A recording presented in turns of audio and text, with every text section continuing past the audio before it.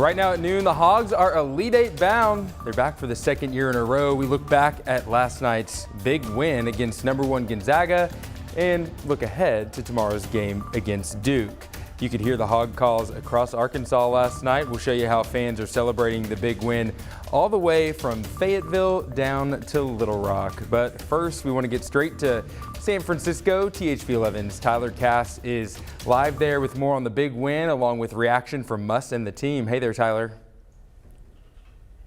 Hey, Michael. Yeah, I mean, you said you could hear the Hog calls all around Arkansas. You can hear them in California, too. I mean, the fans were wild last night. I was outside the arena 3-4 hours after the game. There were still Razorback fans coming up, calling the Hogs, going crazy, talking about how they're going to be here till Saturday now, because no one really outside the state of Arkansas thought the Razorbacks would be sticking around, but everyone who bought a ticket from Arkansas made sure, yeah, we're going to book our flight home for Sunday, because they knew there's always a shot with the Razorbacks. I mean, they knocked off the #1 team during the regular season. Now they've knocked off the #1 team in the NCAA tournament, and for doing that, they get to go up against the #2 seed in the West, Duke, in Coach K's last go around. Now, of course, you may remember yesterday we told you the story of Mama Muss, Eric Musselman's mother, making her first ever trip to see Eric coach the Razorbacks in person. Now they're 1-0 with Mama Muss in the building, and she might have given Coach Muss even more of a good luck charm. Yeah, I went and gave her a hug. She gave me a Buckeye from Ohio that my dad used to hold. She gave it to me pregame, so I'm sure she's going to give the credit to herself for that lucky Buckeye she's held for 60 years or whatever. So yeah, maybe Mama Muss takes a little bit of credit, and maybe even Eric's dad, Bill Musselman, of course, a legendary NBA coach who passed away in 2000, the Buckeye, belonged to him. So good luck coming from all the Musselmans, and Arkansas is going to need it as they go forward. Duke poses just about as big a test as Gonzaga and anyone Arkansas has faced this season. But hey, if we've learned anything at this point, it's why? Why would you ever bet against the Hogs? Don't disrespect them. We'll have a lot more coverage and hear from the players and Coach Musselman later on today at their THV11 News at 5 and 5:30. For now, though, live from San Francisco, Tyler Cass, THV11 Sports. Guys. All right, Tyler, thanks so much. This was the scene at Prospect Sports Bar in Little Rock last night. Fans went absolutely wild when the Hogs stamped their ticket to the Elite Eight. Just one of many scenes like this statewide. I just want to say I never doubted the Hogs for 1 minute. I never doubted. Let's go! All right, those were some fans up in Fayetteville. An arena-like atmosphere on Dixon Street. You can certainly sense the excitement. Plenty of Hog calls to show for it, too. Now Fayetteville and the entire state are gearing up for this weekend's Elite Eight matchup. I'm telling you, Bus is going to take it all the way. I swear. I put it in my bracket, too. The Hogs play second seed Duke tomorrow night. You can catch that game on TBS. It'll be on once the 6 o'clock matchup between Houston and Villanova ends. And of course, we'll have complete coverage right here on THV11. We also just learned in the last few minutes that there will be a watch party up at Bud Walton Arena in Fayetteville. So a very exciting time all across Arkansas for all Hog fans. And back here at home, the weather has us excited too. Meteorologist Corrales Ortiz is here with the first look at the forecast. Oh man, lots of things to be excited and happy about. It's the end of the work week. We're still enjoying a few more days of that spring break. We're entering the weekend and we have some fantastic weather on top of that as well. Let's take a look outside. We're seeing temperatures already into the upper 50s to near 60 degrees. A few clouds just to our north and east. Otherwise, lots of sunshine to work with. Highs today very close to that 70-degree mark. Upper 60s, a little bit warmer to our south. They'll be a little bit closer towards lower 70s. Cooler to our north. They'll be closer towards the low 60s. So really, depending on where you are, a nice light breeze expected from the west northwest. So here's a peek at that weekend outlook. We will still continue to see these fair conditions into the weekend. Temperatures pretty much similar to what we're seeing today as well. We have some changes going to next week, including a warm up and the chance for more showers and storms, but I'll explain more in your forecast coming up. All right, lots of other news to get to now on this Friday afternoon. A man charged in last weekend's shooting at a Dumas car show has bonded out of jail. 22-year-old Brandon Knight was in the Dumas City Jail on $100,000 bond. He had his first court appearance yesterday after being arrested on Wednesday. So far, Knight is the only person who's been arrested in the shooting that killed one person and injured 26 others. A Heber Springs man pleads guilty for his involvement in the storming of the U.S. Capitol on January 6th of last year.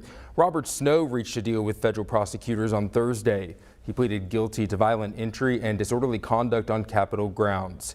He'll be sentenced in July, facing up to 6 months in prison and a fine. Snow is one of 4 Arkansans charged in the January 6th attack.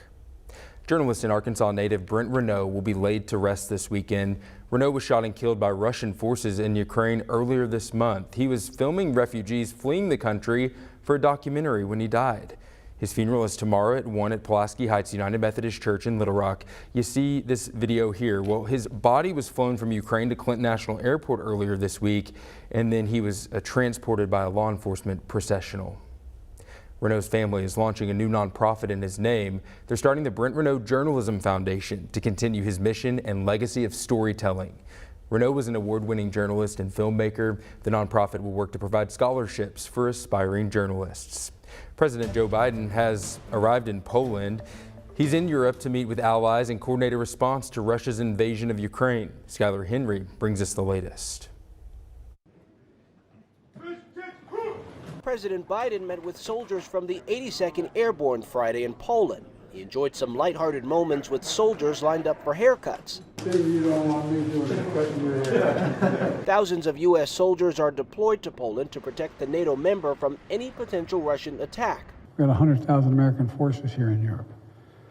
We haven't had that in a long, long time because we are the organizing principle for the rest of the world. And I said, we've sent the best. The president will also get a briefing on the humanitarian crisis caused by the war in Ukraine. He'll meet with refugees forced out of their country seeking safety.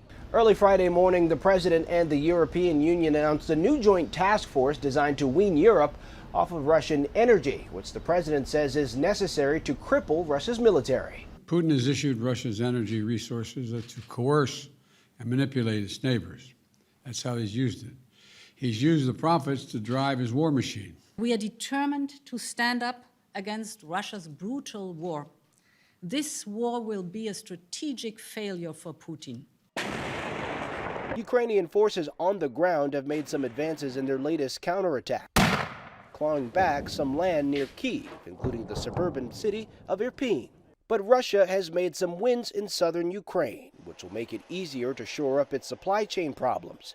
Ukraine says Russia has gained enough ground around the besieged city of Mariupol that it now has a supply corridor connecting the Crimean region to Russian-controlled areas of eastern Ukraine. Skylar Henry, CBS News, the White House. Happening today, Elizabeth Smart, the subject of a kidnapping and miraculous rescue, is visiting Central Arkansas. She spoke at Camp Robinson in North Little Rock this morning. Smart became known around the world when she was kidnapped from her home in Salt Lake City back in 2002. A married couple held her captive for 9 months before she was rescued. Well, Smart is now a child safety activist and has a new book out. THV11's Mercedes McKay has more on Smart's message for all of us tonight on THV11 News at 5. Today's the day UAMS will close its COVID-19 drive-through testing site. This comes as we see a drop in the number of coronavirus cases statewide. Starting Monday, the university will offer COVID testing by appointment only at the Monroe building. UAMS opened its first drive-through testing site back in March of 2020, right when the pandemic started, and it had events across the state too. Those drive-throughs have accounted for 174,000 tests.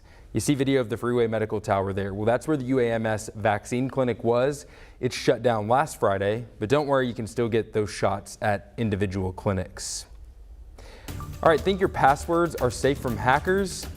Think again what one security company says you should do to keep your personal information secure. After the break, Corrales. Well, we are seeing a picture-perfect end to the week. A nice weekend also in store as well. I'll let you know what's coming our way as we enter that last week of the month of March coming up.